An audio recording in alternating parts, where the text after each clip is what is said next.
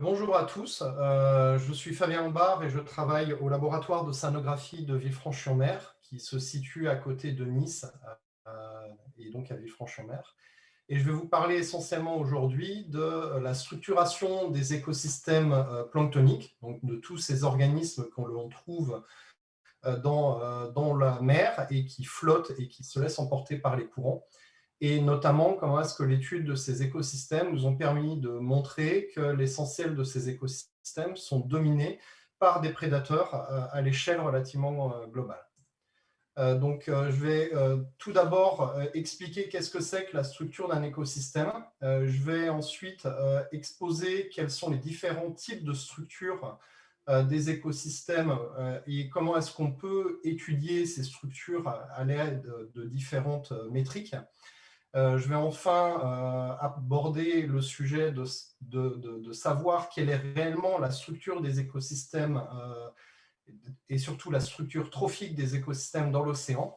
Et enfin, je vais montrer comment est-ce que l'utilisation d'imagerie quantitative lors des expéditions Tara-Océan nous a permis d'étudier la structure trophique de tous ces écosystèmes et de montrer comment est-ce que cette structure est en lien avec la structure fonctionnelle des différents types d'organismes planctoniques. Donc tout d'abord, qu'est-ce que c'est que la structure d'un écosystème? Quand on regarde un écosystème, ici c'est l'exemple d'un écosystème corallien, quand on veut essayer de déterminer une structure dans cet écosystème, eh bien on peut l'établir de différents moyens. Alors on peut se rendre compte qu'ici on a beaucoup de poissons de type orange, on a assez peu de gros poissons, on a beaucoup d'organismes qui sont fixés au corail, certains poissons nagent, d'autres sont plutôt cachés dans le corail. Bref, il y a pas mal de choses à étudier. Et au final, quand on étudie la structure d'un écosystème, on va essayer d'étudier un degré d'organisation ou d'auto-organisation de tous les acteurs de cet écosystème. Et là, on voit bien sur cet exemple d'image qu'on est en peine de trouver un facteur à étudier et qu'il va falloir étudier plusieurs facteurs, souvent de manière conjointe. Et on retrouve la même problématique, par exemple, si on veut étudier la structure d'une population, telle que la population française, où on peut chercher à étudier qui est là, combien sont-ils, quelle est la proportion de personnes habillées d'une certaine manière, etc. Et ce sont des études que l'on sait faire assez facilement d'un point de vue population. Si par exemple je prends l'exemple de la structure de la population française, eh bien, on peut l'étudier de manière assez simple, par exemple, via ce qu'on appelle la pyramide des âges. Et là, c'est un exemple de pyramide des âges où on va séparer dans deux catégories la population française, avec d'un côté les populations masculines et féminines, et regarder leur nombre en fonction de leur âge. Et donc là-dedans, on peut déterminer un certain nombre d'informations, on va trouver des creux, des bosses, des proportions qui sont plus ou moins larges, et on peut éventuellement le disséquer un peu plus en amont pour, par exemple, sortir d'autres informations sur cette pyramide. Et là, par exemple, on va pouvoir, via les différentes couleurs qui sont affichées ici, sortir la proportion des personnes non mariées, mariées, divorcées, voire même veufs. Et on peut se rendre compte qu'on a un certain nombre de caractéristiques qui peuvent ressortir. Alors on peut étudier d'autres caractéristiques, par exemple, telles que la proportion d'argent qui va être dépensé ou gagné d'une certaine population. Mais tout ça, c'est pour vous montrer qu'en fait, via une population, il y a beaucoup de manières d'étudier cette structuration et tout est une question, au final, d'abstraction. C'est-à-dire qu'il n'existe pas une structure, mais de multiples structures qu'on peut étudier dans un écosystème, suivant la caractéristique qu'on va étudier préférentiellement. Alors, lors des différents cours de Chris Boller, on a vu qu'on pouvait étudier énormément les écosystèmes à travers leur structure taxonomique, voire même la diversité. Mais il existe d'autres niveaux de structuration que l'on peut étudier, tels que par exemple la structure des fonctions qui sont présentes dans un écosystème, ou la structure des biomasses, voire même la structure des différents niveaux trophiques, ou enfin on peut aussi regarder la structure de différents traits tels que par exemple la taille des organismes, le fait qu'ils ont un certain degré de transparence ou de couleur ou autre. Donc comment est-ce qu'on… Et moi, je vais essentiellement donc étudier l'écosystème planctonique via 3 formes, à la fois en étudiant la fonction, la biomasse et les niveaux trophiques. Donc et comme je vous l'ai dit, on est obligé d'utiliser une certaine forme d'abstraction, telle que la pyramide des âges, pour essayer de sortir une métrique qui va nous permettre d'étudier cette structure plutôt que d'être noyé dans les différentes informations qui sont présentes dans l'écosystème. Donc en termes d'abstraction, une des premières formes d'abstraction qui existe est la structure, la pyramide des nombres, qui a été introduite par Charles Sutherland Elton en 1927 et qui a déterminé au final que plus on allait avoir des organismes gros, plus leur abondance diminue. Lors des premières observations de Elton, ces observations ont été essentiellement faites sur des animaux et de montrer que plus on regardait des animaux petits, tels que les insectes, plus ils vont être nombreux et que cette structure est certainement due au fait que les proies sont généralement plus petites que les prédateurs. C'est-à-dire que quand on veut manger quelqu'un, il est plus facile de manger quelqu'un petit que quelqu'un grand. Alors, cette pyramide des nombres est admirablement illustrée et introduite dans l'ouvrage de Elton par un petit proverbe chinois qui dit qu'une colline ne peut accueillir de tigres. Et évidemment, cette même colline peut accueillir beaucoup plus de lapins. Ce principe, au final, si on prend l'exemple de 2 types d'écosystèmes, tels que l'écosystème des lapins qui vont manger un végétal quelconque et qui vont être aussi mangés par des lynx. Et quand on étudie cet écosystème à l'aide des pyramides des nombres, on va avoir un écosystème qui, naturellement, va avoir une forme pyramidale avec une large base. Par contre, quand on étudie un autre type d'écosystème, par exemple les pucerons qui vont pousser sur un rosier et qui vont se faire manger par une coccinelle, on peut voir apparaître une structure en nombre inversé, tout simplement parce qu'on a des brouteurs ou des consommateurs, qui sont les pucerons, qui sont plus petits que leurs plantes mères et donc qui vont dépasser celles-ci en termes de nombre. Et c'est pour ça que dans les écosystèmes terrestres, les organismes les plus nombreux sont généralement des insectes qui, eux, vont se nourrir sur des plantes. Par contre, on peut regarder ce même écosystème à l'aide de ce que l'on appelle la pyramide de biomasse, qui a été introduite par Bonenheimer en 1938, où plutôt que de regarder l'abondance, donc le nombre d'organismes, on va regarder leur masse, leur biomasse. Et quand on regarde l'écosystème de cette manière-là, en général, les écosystèmes, en tout cas terrestres, vont reprendre une forme qui est pyramidale, quel que soit le système, c'est-à-dire que les pucerons, même s'ils sont nombreux, ne vont pas représenter une masse très importante comparativement à la masse du rosier. Et idéalement, la meilleure représentation est celle en pyramide trophique, énergétique, telle qu'elle a été introduite par Hutchinson et Linderman, c'est-à-dire en comptant la quantité d'énergie qui passe pour un instant donné, c'est-à-dire combien d'énergie par jour un organisme reçoit et perd. Et évidemment, cette manière de regarder l'écosystème est assez compliquée, parce qu'on est obligé de regarder l'énergie et les flux, et c'est assez difficile de le faire quand on a un échantillon fixe donné d'un écosystème. Donc, ce point de vue est resté assez fixé pendant un assez long moment, mais a progressivement été perdu, ou en tout cas de moins en moins considéré par rapport à l'émergence des réseaux trophiques. Par exemple, si je vous représente ici le réseau trophique que l'on peut retrouver dans l'océan, on va avoir affaire à toute une multitude d'organismes. Et tous ces organismes, au final, plutôt qu'avoir une proie unique, vont se nourrir aussi d'une diversité de proies. C'est-à-dire qu'un organisme donné va avoir peut-être 4 ou 5 types de proies différentes.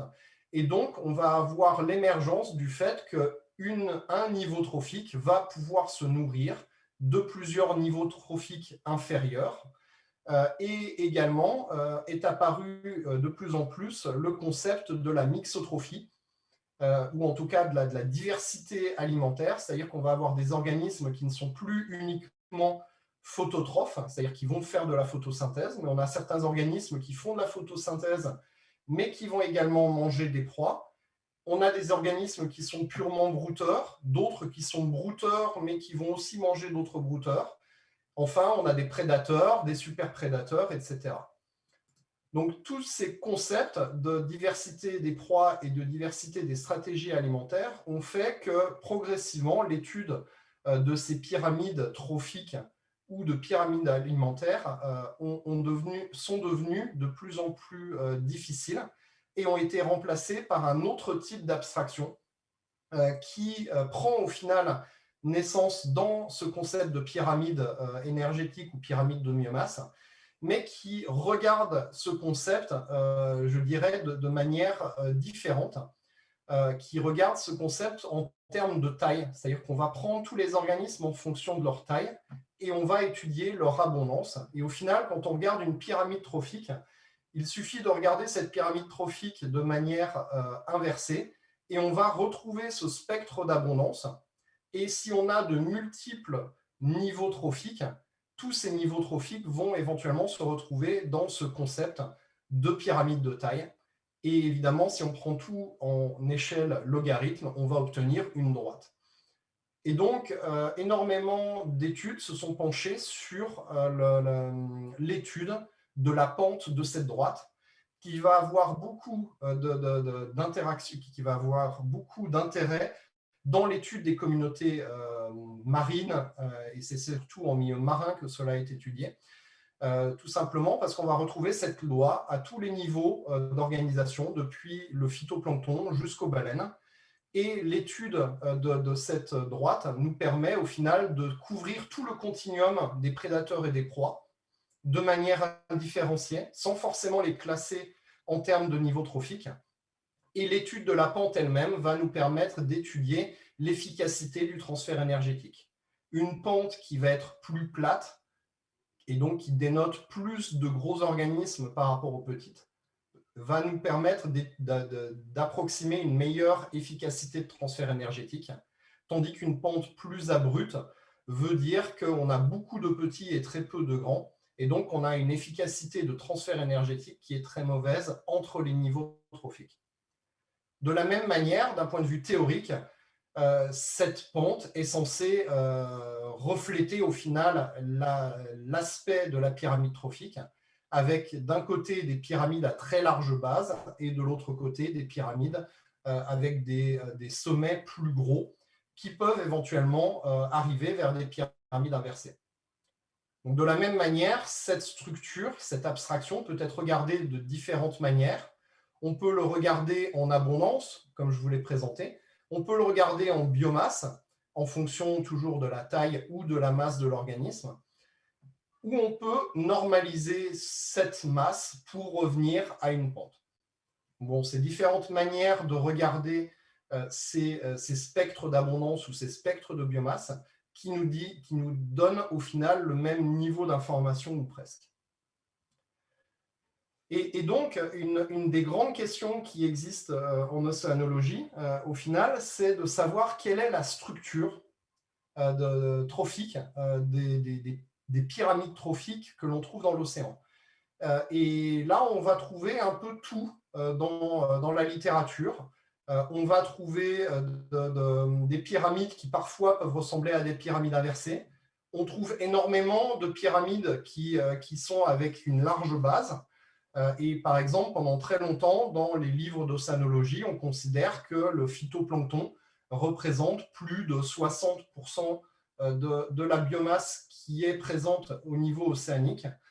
Et donc, il y a une interrogation qui existe sur la forme de ces pyramides trophiques qui existe depuis quasi une trentaine ou une quarantaine d'années, au point que sur certaines publications récentes, par exemple, ça c'est une publication de 2013, qui explique qu'il trouve que les pyramides à large base devrait prédominer dans le monde réel et que les pyramides inversées indiquent uniquement une surestimation de l'abondance des prédateurs par rapport à ses proies. Et donc, cet auteur-là retrace cet effet par rapport au fait qu'une pyramide inversée ne peut apparaître que quand on va avoir un rapport entre prédateur et proie qui devient très important pour une efficacité de transfert énergétique importante. Et quand on regarde les acteurs de l'écosystème marin, que ce soit entre phytoplancton, zooplancton, poissons et même larges poissons, ceux-ci devraient se trouver dans un domaine qui représente des pyramides à large base. Alors bon, cette publication a fait pas mal réagir pas mal de monde, et notamment sur la grosse question au final qui existe derrière ça, c'est qu'on a très peu de données qui couvrent tous les niveaux trophiques ou un maximum de nombre de niveaux trophiques dans l'océan. Souvent, quand on part en mer, on va étudier le phytoplancton ou le phytoplancton et le zooplancton, mais étudier l'ensemble du spectre des organismes qui sont présents en mer est très difficile, notamment parce qu'on va avoir toute une diversité de formes. Alors là, vous avez une diversité de formes représentée par des dessins, mais vous avez la même diversité de formes quand on les prend en photographie, depuis des organismes petits et ronds jusqu'à des organismes très gros, gélatineux. On a des copépodes qui sont des espèces de petits crustacés, des petites crevettes planctoniques qui vont se situer au milieu. Et donc, on a une très grande diversité. De la même manière, on a une énorme gamme de tailles qui est présente ne serait-ce que dans le plancton. Et comme Chris Boller vous l'a expliqué, on va avoir depuis les virus qui représentent un centième de micromètre jusqu'aux métazoaires, par exemple les méduses, qui vont faire plusieurs centimètres jusqu'à 1 mètre. On a la même différence de taille qu'entre une fourmi, voire un brontosaure quand on regarde le petit zooplancton, ou même jusqu'à des tailles de montagne, ce qui fait qu'il est extrêmement difficile de récolter et d'étudier l'ensemble de l'écosystème d'un seul coup. Et donc là, c'est par rapport à ces données-là que Tara Océan prend toute son importance, notamment par le fait que l'essentiel des organismes ont été échantillonnés depuis des tailles submicrométriques jusqu'à des tailles centimétriques. Et cet effort d'échantillonnage a cherché à la fois à qualifier l'écosystème via énormément d'études génomiques pour savoir qui est là, savoir leur nature, savoir leurs gènes, savoir quels gènes sont actifs, mais également grâce à l'utilisation d'imagerie quantitative qui ont alors plusieurs types d'imagerie quantitative, parce que c'est très difficile de prendre une gamme de taille aussi grande en photo d'une manière simultanée. Mais d'une certaine manière, on a réussi à capturer tous les organismes depuis 0,2 microns jusqu'à plusieurs centimètres de taille grâce à différents instruments d'imagerie. Et c'est des instruments d'imagerie quantitative, c'est-à-dire qu'on peut retracer l'abondance, mais aussi la taille de chaque organisme et donc leur biomasse. Et donc, les différents instruments qui ont été déployés couvrent à la fois des cytomètres en flux, qui soient imageurs ou non imageurs. Donc ça, c'est issu d'un cytomètre en flux imageur, de l'imagerie confocale, et différents autres instruments qui permettent d'étudier le phytoplancton, le zooplancton ou le très large zooplancton. Tout ça nous a permis d'obtenir quelque chose comme 8 millions d'images, et ces 8 millions d'images nous ont permis d'étudier l'ensemble du spectre de taille. Alors bon, réussir à classifier et identifier 8 millions d'images a été une large tâche que l'on a réussi à rendre possible grâce au développement d'un portail d'identification d'images qui s'appelle Ecotaxa, qui nous a permis donc de classifier toutes ces images via l'aide d'algorithmes de reconnaissance automatique Et comme c'est un portail collaboratif, et il est dépositaire des images de Tara Océan, mais aussi d'images de plein d'autres collaborateurs qui l'utilisent actuellement. Et on en est à plus de 144 millions d'images sur cette plateforme en ligne. Et la difficulté, une fois qu'on a identifié toutes ces images, alors ici, je vous passerai les noms des différents groupes planctoniques, mais chaque couleur est un groupe planctonique, et chaque imageur, au final, nous donne une vision de l'écosystème qui va être particulière. Quand on regarde, par exemple, avec l'imagerie confocale, avec la microscopie confocale, on va se rendre compte qu'on a un écosystème qui est essentiellement dans ces tons de vert, c'est-à-dire qu'on va avoir beaucoup de diatomées, on va avoir du nanoplancton, on va avoir beaucoup de dinoflagellés aussi, qui sont ici en jaune. Quand on change de gamme de taille, on va voir apparaître d'autres classes planctoniques, telles que ces bleus clairs, qui sont des petits copépodes qui vont commencer à apparaître.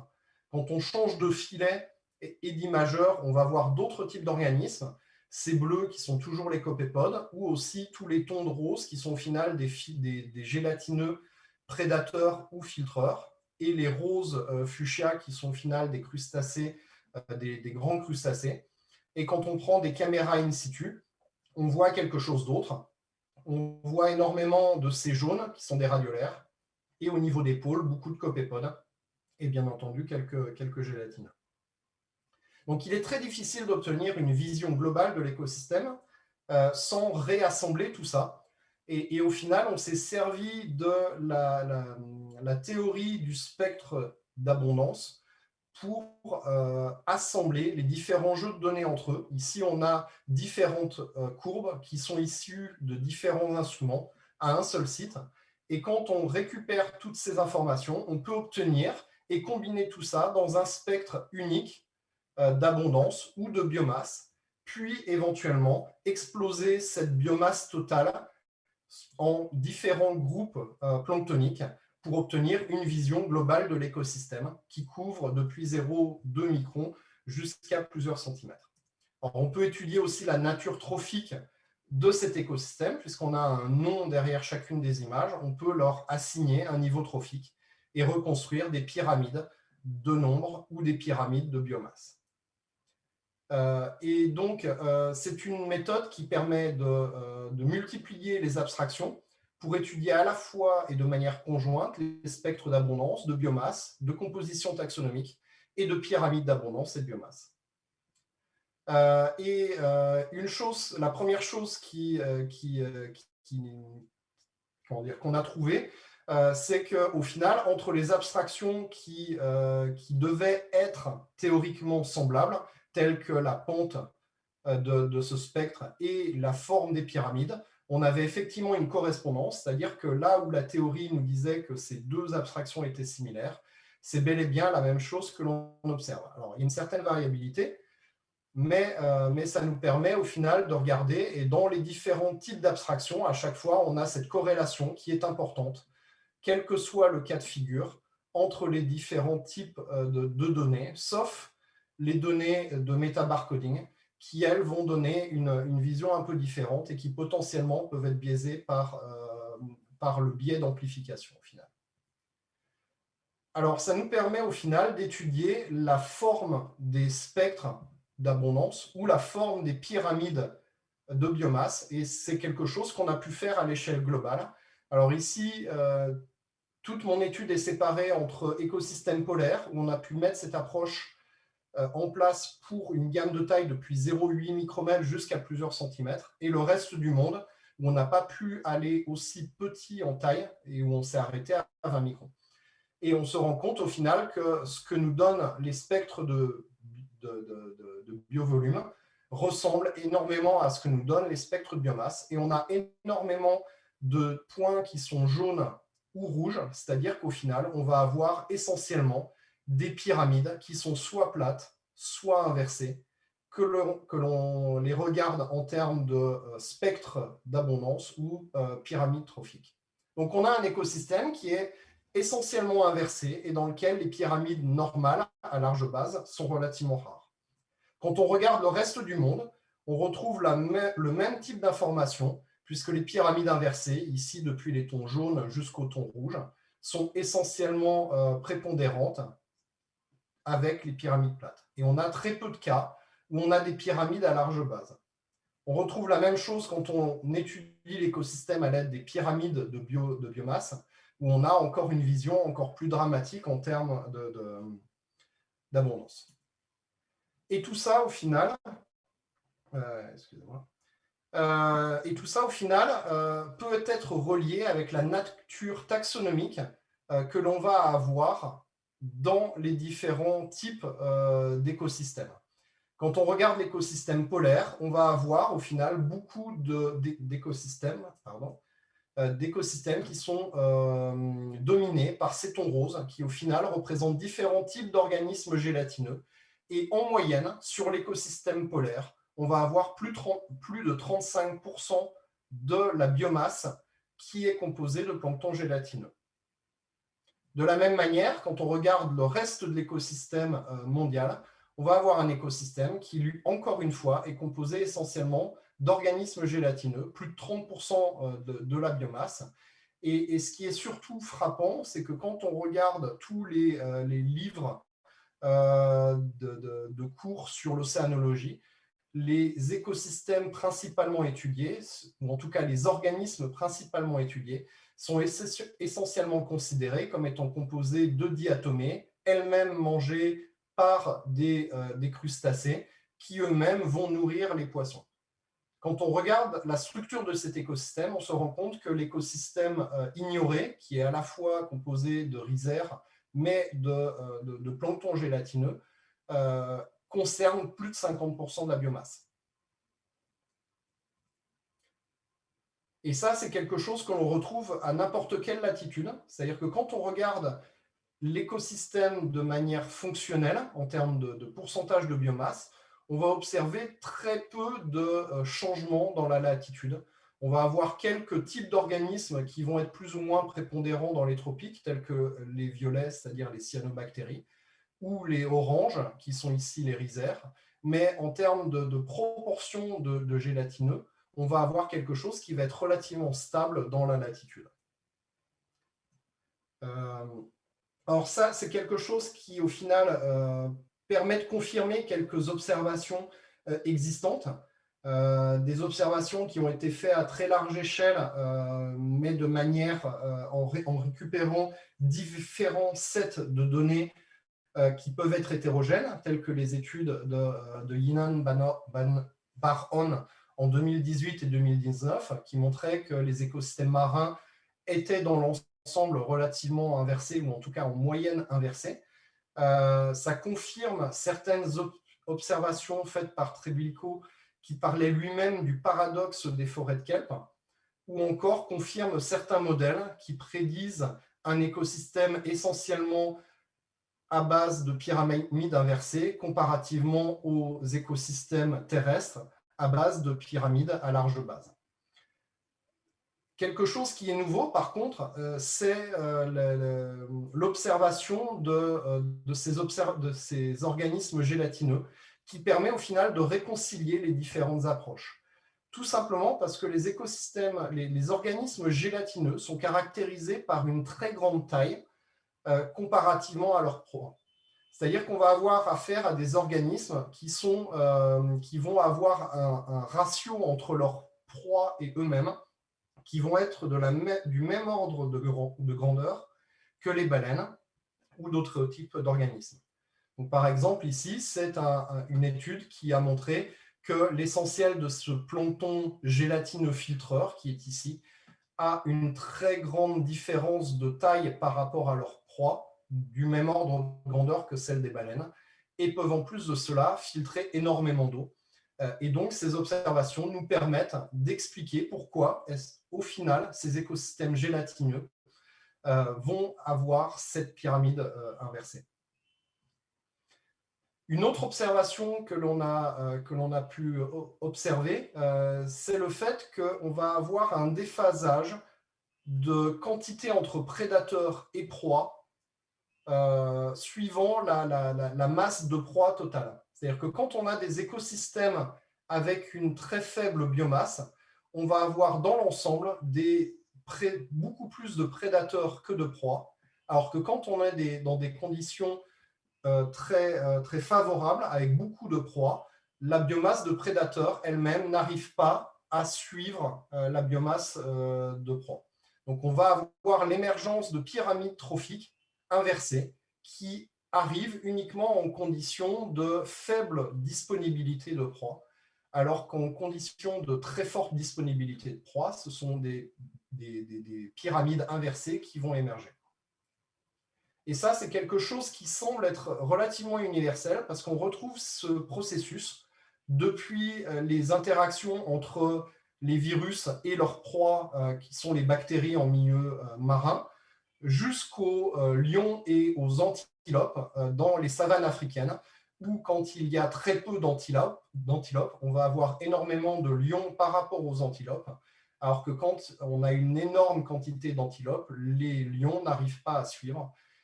Et si on replace cette observation dans ce contexte, cette observation doit se situer tout à fait en haut à droite, c'est-à-dire que les deux observations peuvent être semblables, et le fait que dans le milieu marin, tous les organismes sont relativement dilués permet d'expliquer aussi l'émergence de ces pyramides inversées. Enfin, pour finir, une chose que l'on a fait, c'est d'essayer d'étudier la composition de ces écosystèmes planctoniques. Et donc ça, c'est une analyse qui nous permet de séparer les différents sites, ici représentés par des points, en fonction de leur composition fonctionnelle. Et donc, on arrive à séparer l'écosystème, qui est ici les différents écosystèmes, dans un espèce de triangle qui vont soit regrouper des écosystèmes très dominés par des diatomées ou d'autres phytoplanctons, qui vont avoir des pyramides inversées à large base. Et de l'autre côté, on va avoir soit des écosystèmes composés de rhizaires et de chétognates et quelques crustacés de large taille, qui vont avoir une pyramide trophique très inversée. Et enfin, sur cette partie-là, des écosystèmes où on va avoir énormément de gélatineux carnivores ou énormément de gélatineux filtreurs. Ce qui est assez intéressant ici, c'est l'opposition entre certaines de ces flèches qui représentent le fait que, par exemple, quand on a beaucoup de gélatineux filtreurs, on va avoir très peu de phytoplancton. C'est-à-dire qu'au final, ce qu'on arrive à observer ici, ce sont des couples prédateurs-proies qui font que quand on a énormément de ces organismes-là, ils vont éliminer les autres organismes phytoplanctoniques. De la même manière, on va avoir les gélatineux carnivores qui se nourrissent essentiellement de copépodes, qui vont se retrouver de manière inversée. Et ces différents écosystèmes peuvent être aussi caractérisés par leur environnement.